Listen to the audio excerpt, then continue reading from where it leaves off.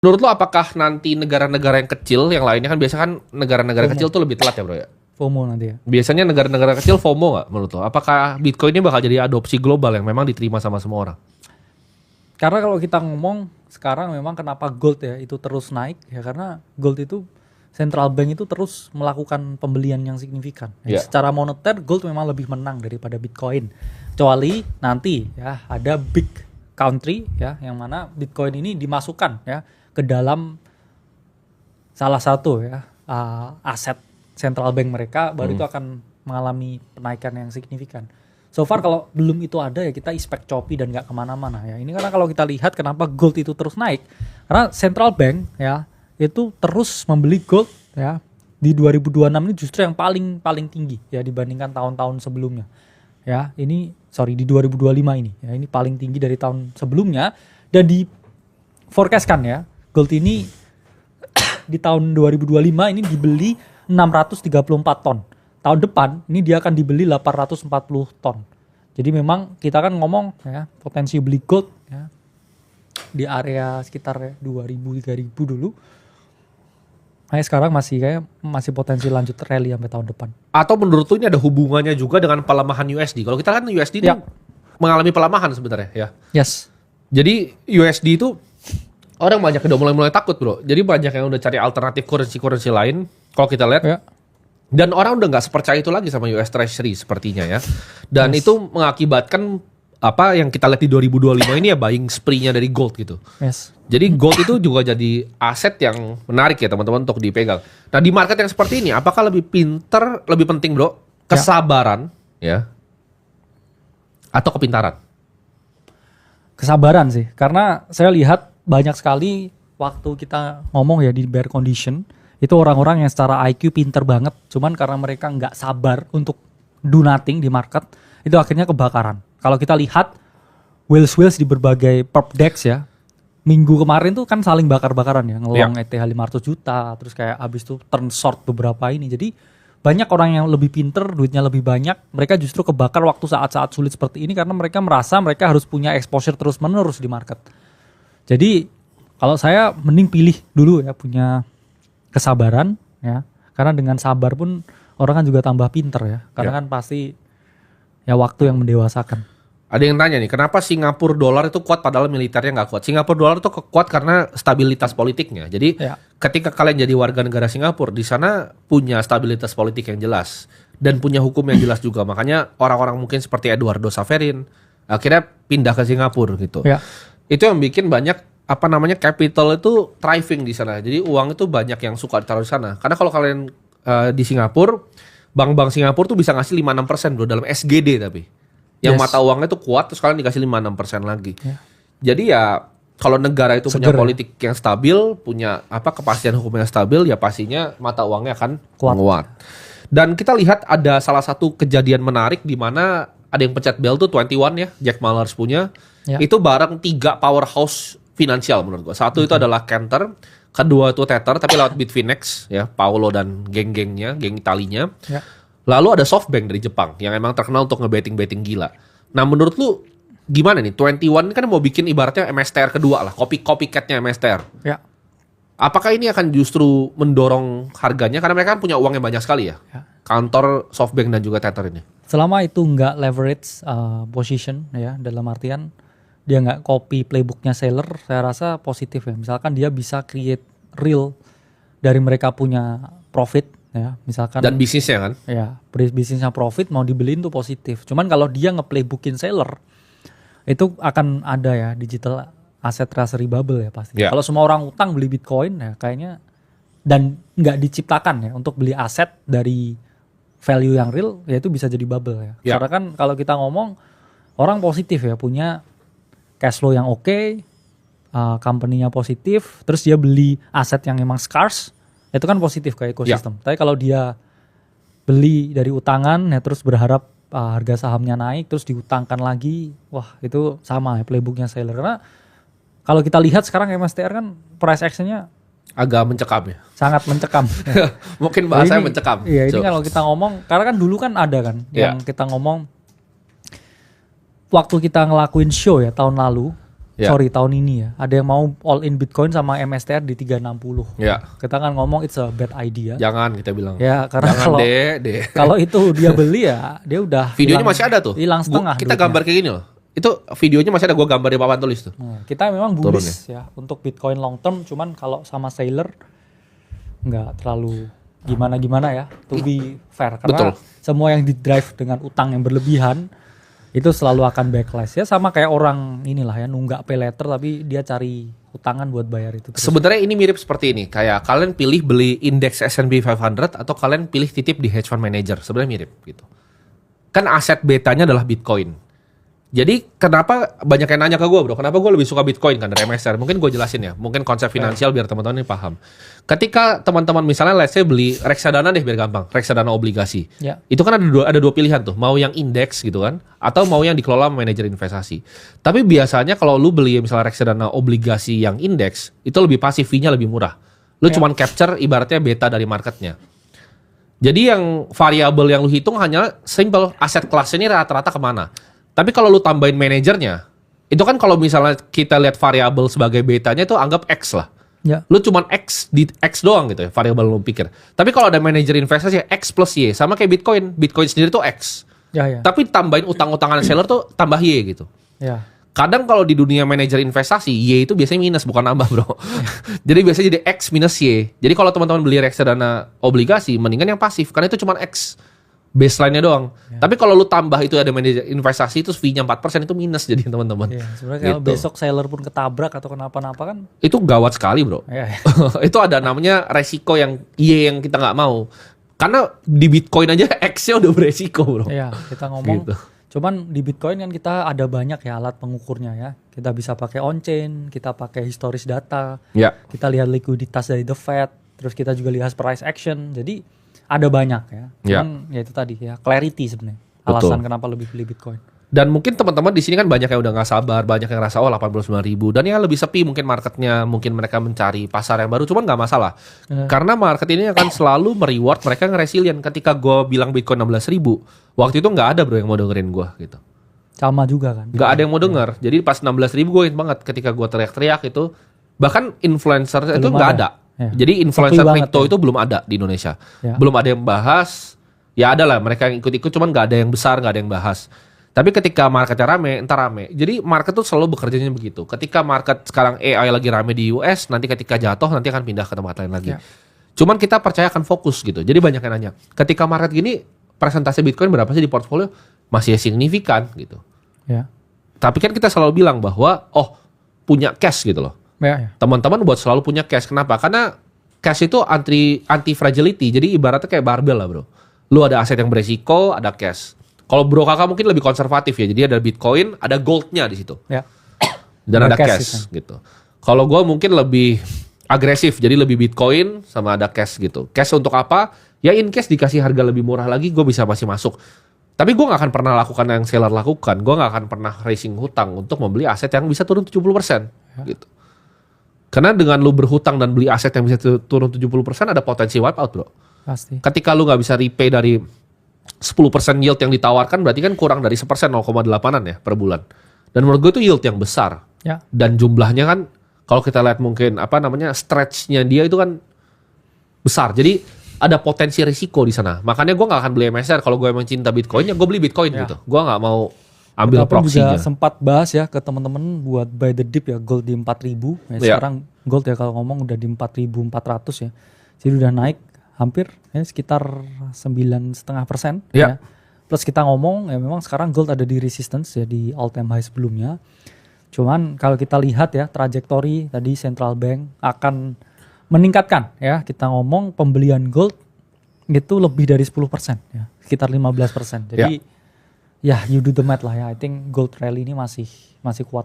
Betul. Jadi kita berharap ya semoga komunitas ini bisa lebih fokus gitu loh.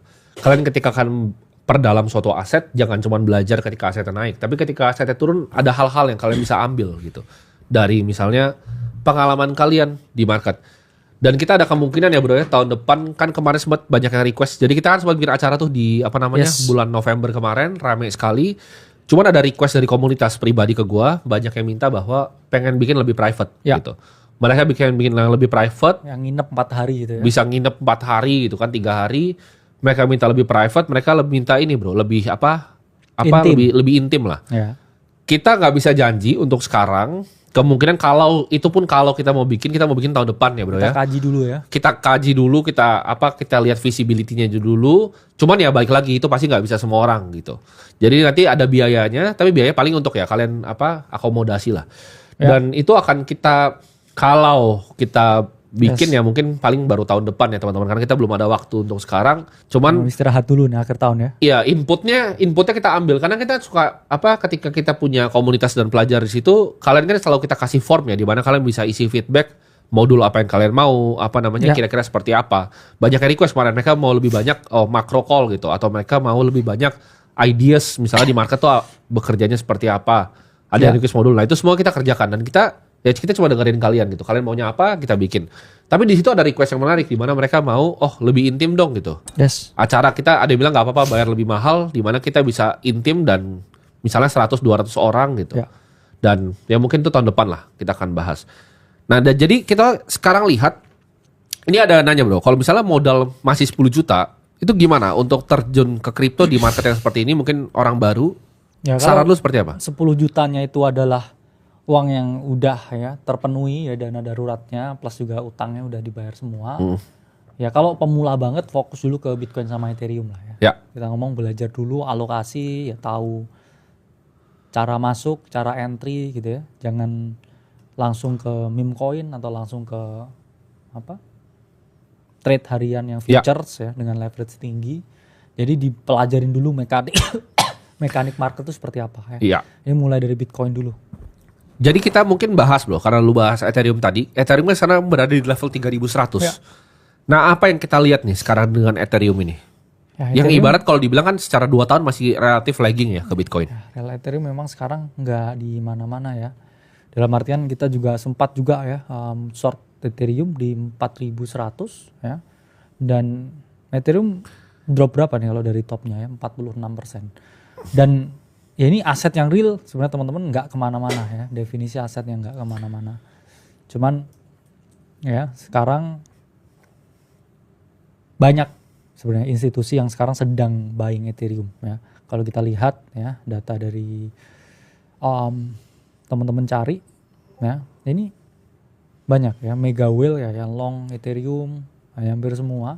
Plus juga institusi juga bidding ya, dalam artian ya Amber Group ya beli 300-an M ya. Terus kemudian juga Tom Lee ya Bitmain masih beli terus ya. Jadi sekarang memang kalau Bitcoin ya dikasih relief rally ya, I think ya short term Ethereum juga berpotensi rally juga ya. Karena chart yang menarik ya yang kita perhatikan itu chart ETH-BTC nih ya. ETH-BTC chartnya breakout, dalam artian kalau dia juga ya ke range high-nya teman-teman di area 0,042 ya dia akan dapat yang namanya short term rally juga ya, sama seperti Bitcoin ya.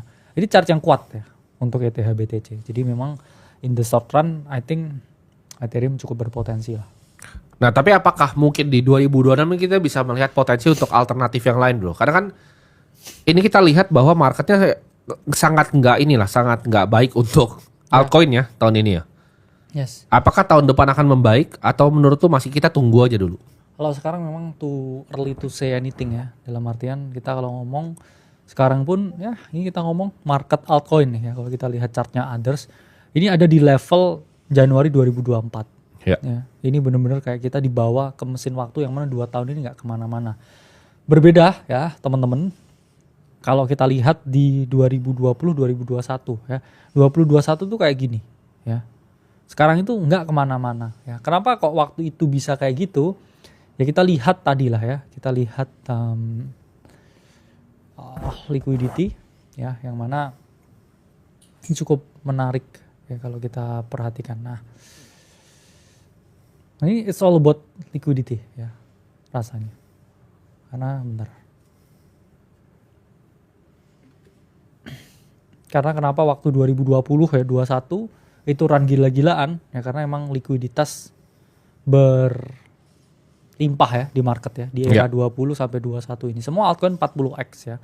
Dan kalau kita lihat ya it's all about down to liquidity ya. Jadi teman-teman lihat ya ini Fed liquidity lah kalau mau pengen ngerti. Kenapa dari 2023 sampai sekarang ini nggak kemana-mana? Ya ini karena chartnya seperti ini ya. Chartnya seperti ini ya ini kalau kita lihat ya dengan chartnya others ya ini mirip ya fase 2023 ini nggak kemana-mana ya. Jadi it's all about liquidity ya teman-teman. Itulah mengapa ya siklus ini altcoin nggak kemana-mana. Ya.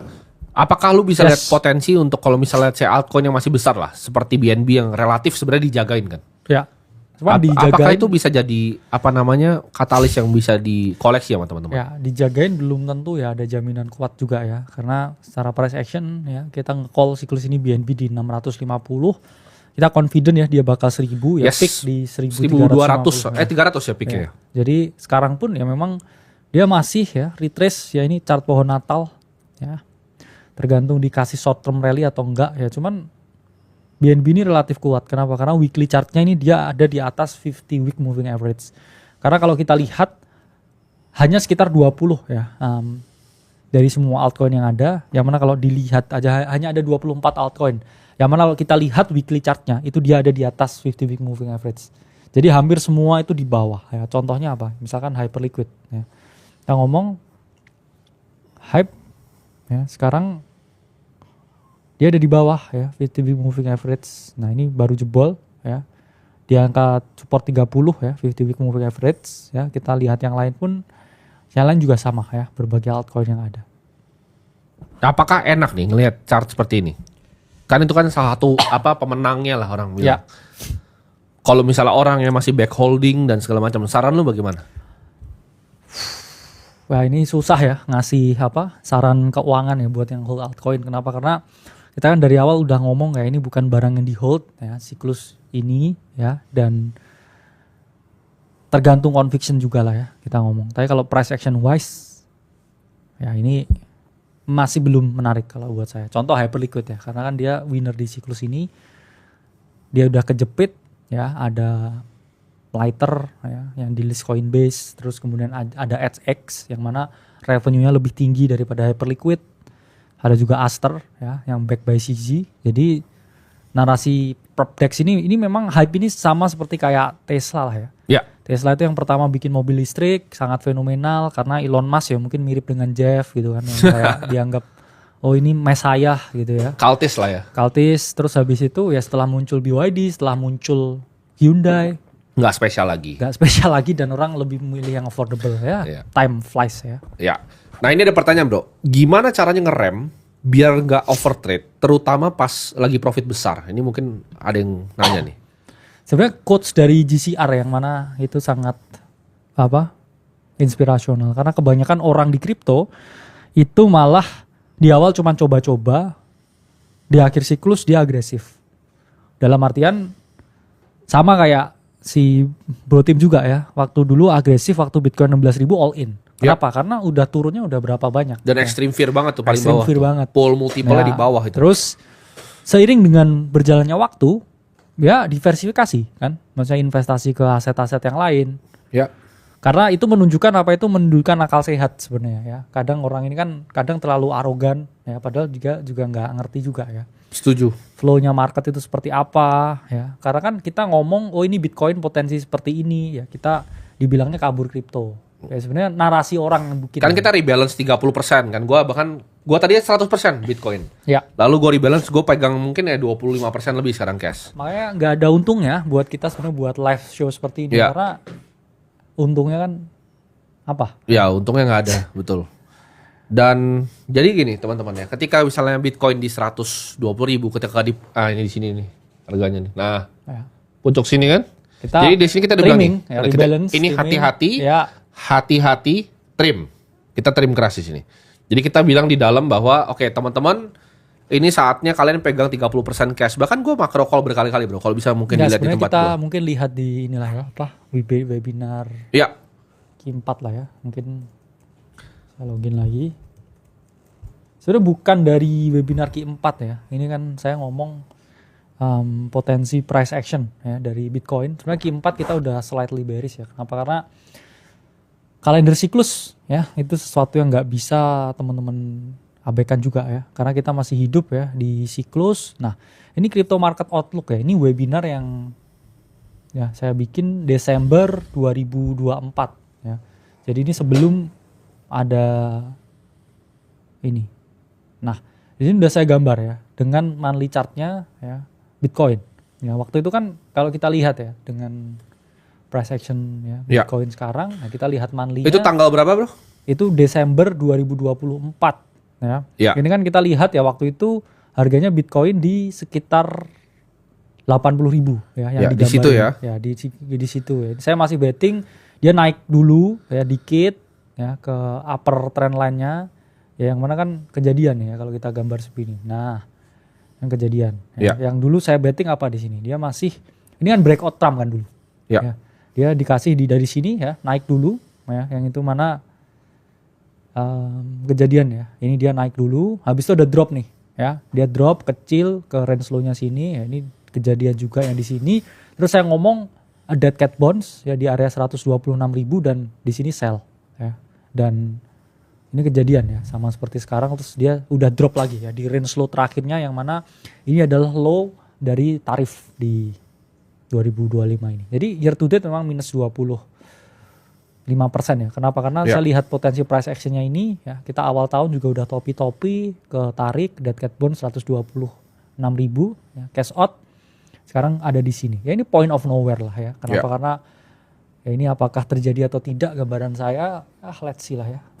Bisa dilihat lah ya. Yes. Dan ini kita misalnya mungkin kita akan bahas Solana, Bro. Solana ini kan salah satu favoritnya retail ya, mungkin selama dari 2023, 2024, 2025. Dimana ketika kalau teman-teman waktu itu nangkap Solana pas yang FTX crash itu luar biasa kan. Ya. Nah gimana menurut tuh? Karena banyak yang berekspektasi, let's say Bitcoin turun lagi deh 50.000, 60.000, 70.000. Borong Solana. Ya, misalkan Solana, banyak juga kan yang ngomong kayak ntar kalau hyperliquid $10 borong gitu. Lagi karena gini. Solana ini memang one in a kind ya. Dalam artian nggak semua seperti Solana ya. Ini barangnya Coinbase, ini barangnya FTX, ini barangnya semua orang. Kenapa? Ada alasan mereka ini mau bikin dia run ya. Kalau dikasih $20 ya, bahkan Solana sempat di 10 ya. Dia memang naik 30x ya. Cuman apakah semua akan bernasib sama seperti Solana? Belum tentu. Karena kita lihat Aptos lah ya. Aptos yang paling kasihan. Ya. Nah, kita lihat lah ya. Dia sekarang, nah ini dari sini nggak ada kemana-mana ya Aptos ini. Dari cycle low-nya ya orang yang nyangkut pun juga turun terus ya. Jadi nggak semua ya altcoin itu bisa dan juga layak di hold ya. Ini kalau kita ngomong Aptos pun juga dari low ya di siklus kan 1 Desember nih ya. Dia pump sendiri tuh waktu itu. Orang ngerasa bahwa ini akan jadi the next big thing ya. Solana waktu itu masih belum rally, dia naik 5x. Boom, retrace, naik lagi. Boom, terus sekarang juga di bawah low bear market 2022. Ya. Ada yang nanya, Bro, cara mengendalikan emosi ketika kena margin call tuh bagaimana? Ya pertama jumlah yang harus siap hilang ya udah harus siap hilang. Ya. Jadi banyak pemain gede di market itu yang pertama dilihat bukan berapa banyak duit yang bisa dia dapetin, cuman kalau ini trade ini gagal saya loss berapa. Kalau di awal udah disepakati, oke saya bisa loss sekian, kalau harga drop 20%, yang menang itu cuman bonus kan? Ya. Ini ada yang request nih, bahas Ton dan Pavel Durov. Ya. Gimana menurut Ton ini apakah suatu saat ini bisa dipakai beneran di Telegramnya kan sebenarnya udah diintegrasi kan? Ya. Cuman kalau ya kita lihat secara harga ya sulit sekali ya, Bro ya. Ya Pantera karena dipucuk ya. Dia di 4 kan? Ya. Dan I think belum ya. Biggest bet of the cycle lah, abis ya, kita sempat trade ya untuk Ton di 2,8 dan juga exit di 3,7. Cuman sekarang ini dia udah ada di cycle low lah ya. Kita ngomong tapi weeknya di 10-10 karena banyak yang berteori banyak altcoin yang akan revisit lagi weeknya di 10 Oktober. Ya, jadi kita ngomong kita masih bisa ke 0,5 kalau nge-visit week di sana. Jadi banyak layer one yang juga tahun ini ya teman-teman itu nggak perform ya sama sekali. Kenapa? Karena kalau kita lihat data banyak application yang mana dia malah earn money itu lebih banyak ya daripada layer one tempat dia berdiri ya. Kalau kita ngomong revenue-nya Pump Fund itu malah lebih tinggi ya dari revenue Solana itu sendiri. Itu menunjukkan kalau Layer 1 akan sangat kompetitif ya, plus orang juga nggak asal ya Layer 1, karena dulu kan tesisnya Layer 1 tuh apa aja naik ya. Sekarang udah hyper kompetitif, jadi harus hati-hati. Setuju. Ini ada yang tanya, kalau misalnya dia kelas 7 pelajar, apakah cocok untuk belajar di Aceh?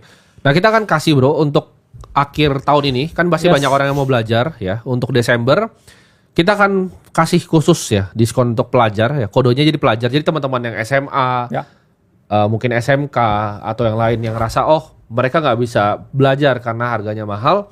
Jadi kita akan kasih khusus untuk pelajar-pelajar ya, adik-adik kita ini, biar teman-teman bisa juga belajar gitu. Karena kalau misalnya nggak mau belajar, akhirnya kehilangan duit di marketnya lebih besar bro. Karena itu yang banyak terjadi di orang-orang. Akhirnya biaya belajarnya lebih mahal ya. Akhirnya biaya belajar lebih mahal, atau nggak bisa belajar sama orang-orang yang nggak kompeten, tambah lebih mahal lagi biaya belajarnya gitu. Jadi misalnya portonya punya 200 juta nih dia. Udah kerja gitu kan, jualan segala macam, punya porto 200 juta. Join kelas yang misalnya murah gitu kan, 7 juta gitu misalnya. Habis itu ruginya 100 juta bro. Jadi teman-teman yang harus paham bahwa biaya untuk belajar, kalau kalian nggak mau belajar biaya untuk belajar, kalian akan diajarin sama market lebih mahal gitu. Ketika kalian belajar di Aceh, kita kasih pemikiran kita. Dan yang menurut kita mahal itu bukan masalah modulnya ya, ada 1000 atau ada webinar atau ada acara. Yang mahal tuh menurut kita adalah pemikirannya gitu. Benar. Kalian ada orang yang udah 11 tahun di pasar ya, dengan track record gue bisa dicek sendiri seperti apa ya, bisa dibuktikan juga. Silahkan aja gitu di trace track record gue di dunia pasar modal, capital market seperti apa, tanggapan makro gue apakah benar ataukah salah ya kan, selama mungkin ya 5 tahun terakhir. Dan itu jadi jadi suatu benefit untuk teman-teman. Dan bro kakak ketika dia ada play menarik seperti Night ya.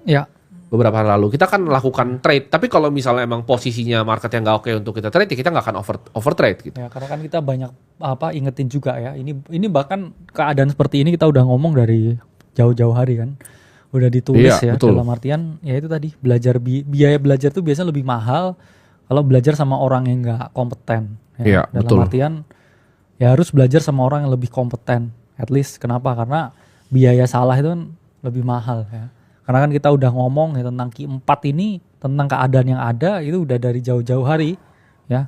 Di sini kita ngomong teman-teman, ini kita udah memasuki bear market. Jadi kita nggak nunggu break 50 week moving average. Kita benar-benar di pucuknya ini bear market ya. Nggak yang setelah sini baru bearish dulu. Karena nunggu konfirmasi setelah turun 34% ya, hartamu udah hilang setengah. Kenapa? Karena kontrarian itu mikirnya nggak kayak begitu ya. Cuman ketika itu kan Bitcoin bro, problemnya. Kalau bukan Bitcoin, hartanya hilang lebih banyak. Jadi kalau uangnya tadi 80% kan kena 10 ya. Kalau tadi 200 juta, uangnya jadi 40 juta, Bro. Jadi orang-orang yang begini kena flash sale Shopee ini gimana nih 12 gitu kan? 10 berarti. Oh iya, kalau itu 10 ya. Kalau sekarang kan 12 tuh pas sekarang. Jadi portonya banyak bro, yang akhirnya komplain ke gue dari 500 juta, itu sisanya cuma 30 juta, cuma 40 juta. Udah depresi. Ya? Udah depresi. Jadi terus sekarang baru mau cari pertobatan, nyari informasi, nontonnya margin call lagi. Jadi janganlah jadi orang-orang kayak orang-orang yang tersesat gitu kan. Ketika kalian jadi orang yang tersesat, di sini kan kita yang konsisten dari 16.000 kita tetap margin call. Sekarang kita 89 kita margin call. Yang nonton misalnya 10.000 kita margin call. Yang nonton 20.000 margin call. Yang nonton 50.000 pun kita margin call. Cuman ya kita kan ada aktivitas juga nih bro yang lain. Jadi kalau misalnya ketika Desember tanya kapan margin call, ya kita kasih sekali lah gitu. Karena saya mau berangkat umroh kan 2 hari lagi. Iya, jadi mau berangkat ke Timur Tengah, mau siapa tahu mau tanya-tanya tuh Michael Saylor ngapain di sana juga. Saya cari jejak-jejak Saylor. Jejak-jejak Saylor ya kan, sambil umroh, sambil nyari info market juga gitu. Karena kita juga setiap kali kita keluar, kita cari-cari gitu, kita lihat gitu OTC desk di Hong Kong seperti apa, marketnya seperti apa, pelaku pasar partisipannya bagaimana di luar negeri. Dan ya kita akan terus aktif ya bro untuk mencari informasi-informasi terbaru, dan itu yang kita olah gitu kan. Kayak mungkin pas Michael Burry bikin Substack-nya juga banyak yang hina kan. Tapi gue juga subscribe bro, gue beli. Benar. Karena penasaran, pengen ngerti kan, pengen ngerti thought prosesnya apa, dan hitungannya make sense. Kayak misal tentang AI itu lagi bubble, menurut gua kasih insight. Ya memang bener ya, AI itu kan buat justifikasi dia punya value harus bikin revenue 2 triliun USD setahun ya. Itu kan unachievable ya dalam keadaan sekarang. Gimana caranya? Karena GPT aja juga berat kan. Betul. Nanti mungkin untuk yang acaranya juga. Nanti kita akan bikin mungkin ya 3 hari 2 malam begitu kan. Nanti eksklusif lah di tempat-tempat kita. Yes. Mungkin juga bisa untuk yang kontrarian ya bro ya. Beberapa nanti kita akan kasih aksesnya secara gratis ya. Untuk yang kontrarian juga. Yang untuk yang lifetime itu ya. Kontrarian untuk yang lifetime. Dan ya, menurut gue kayaknya nggak ada tempat lain lu beli lifetime loh. Jadi misalnya sampai 10 tahun lagi tuh lu akan tetap dapat apa namanya informasi yang kalau lu tarik 10 tahun mungkin harganya ya ratusan ribu gitu per bulan. Even kayak misalnya membership Akademi Kripto juga 1 jutaan gitu kan per bulan. Menurut gue ya sangat-sangat kalau affordable lifetime ya, jadinya puluhan ribu kan sebulan. Iya, jadinya puluhan ribu bahkan. Dan teman-teman bisa manfaatkan gitu loh. Dengan kayak tadi gue bilang bahwa ini US itu mau quantitative easing arahnya, tapi nggak mau ngomong demikian di 2026. Ya kira-kira aset kelas yang misalnya let's say Bitcoin dikasih drop lagi turun tuh akan 2027 seperti apa, kan bisa dapat gambaran bro. Gitu. Dan kita emang riding siklusnya bisa dibilang sempurna. Hampir gitu. Perfect ya. Kita sempurna ketika 16.000 gue masuk semua harkat martabat gue ya kan. 120.000 kan dibilang hati-hati rebalance. Kita rebalance dibilangnya kabur dari kripto gitu kan. Ya bukan ada yang kabur. Porto gue masih di Bitcoin semua gimana ngawur lu kabur. Malah lebih kaya jadinya. Ini porto gue di Bitcoin masih bisa beli gedung gitu loh. Kayak malah beli gold. Iya, dia beli gold. Lu gold naik berapa persen itu total? Bila 30 ya. Iya. Average DCA-nya. Betul. Jadi ketika semua orang minus ya, kita doang yang plus ya. Karena ya udah lama di market. Jadi 16.000 kita beli ya kan. Kita nangkap alt season mininya ya kan 2024 yang euforia waktu itu Januari, Februari, April kita out lagi. Kita bilang bahwa ini udah hati-hati, kita betting bahwa Trump akan menang dan harganya 120.000, tercapai 120.000 dan sekarang drop di 89.000 ya kita wait and see. Kalau dikasih 70.000 syukur gue punya cash banyak. Kalau di rally ya. Ya untuk punya posisi gitu. Yang penting tuh gini, yang penting tuh namanya aset alokasi kan kita udah kasih sharing terus. Yang penting aset alokasi. Benar. Ini orang yang belum 10 tahun di market nggak paham gitu loh. Aset alokasi itu apa? Jadi mereka pikirnya tadi ada yang komen bro, kok tiba-tiba jadi investor?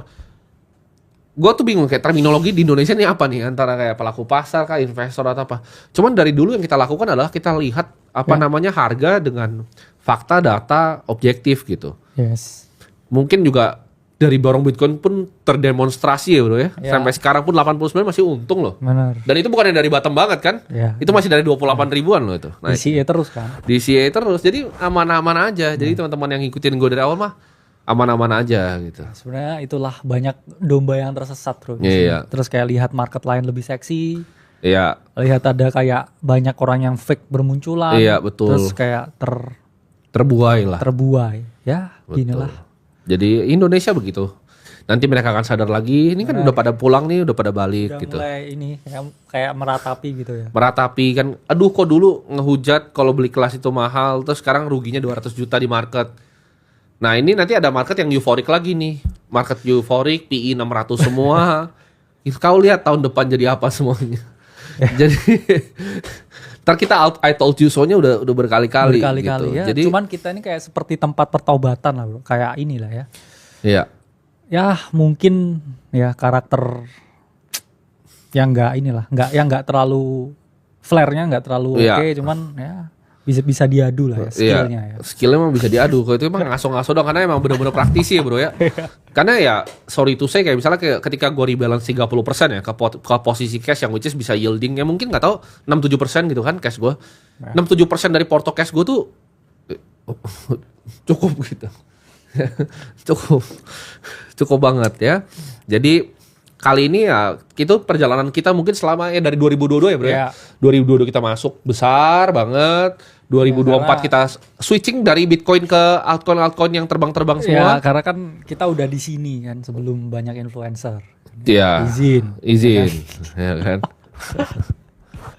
Jadi buat teman-teman yang mau belajar, mau dapat ilmu, tapi kita juga saranin ya teman-teman. Misalnya kayak Michael Burry itu kalian untuk subscribe juga, untuk kalian lihat thought prosesnya apa. Jadi biar Indonesia tuh tercerahkan gitu. Kalau di luar tuh nggak ada yang kayak ngomong kayak, wah lu cuma jualan informasi gitu kan. Ya. Orang bayar, gue nggak mau ngatain Michael Burry, gue malah bersyukur gitu loh, paham gak sih bro? Bersyukur gue bisa subscribe dia anjir. Dulu gue ngobrol sama dia langsung face to face, yang dia nggak akan pernah mau ketemu gue, dia nggak perlu gue, Ya. dan gue bisa dapat kepalanya. Dan gue rasa kalau misalnya gue di posisi kalian ya, dapat kepala ibaratnya mungkin orang yang bikin duit liquid paling banyak di negara ini di umurnya, kau dengar gitu loh. Jangan arogan, karena banyak sekali bro yang arogan kayak, oh ini kabur dari Bitcoin. Nah sekarang yang ngomong-ngomong gitu gimana? Nah, kemana kalian? Beli altcoin kah kalian? Kemana? Gitu. Ya, cari tempat untuk kembali lah ya. Kalian cari tempat kembali, jadi pulanglah ke sini. Gitu. Ya, jadi itu aja, izin. Ya kan? Yes. Izin. Sampai jumpa di margin call selanjutnya. Izin. Kalau masih pengen kita.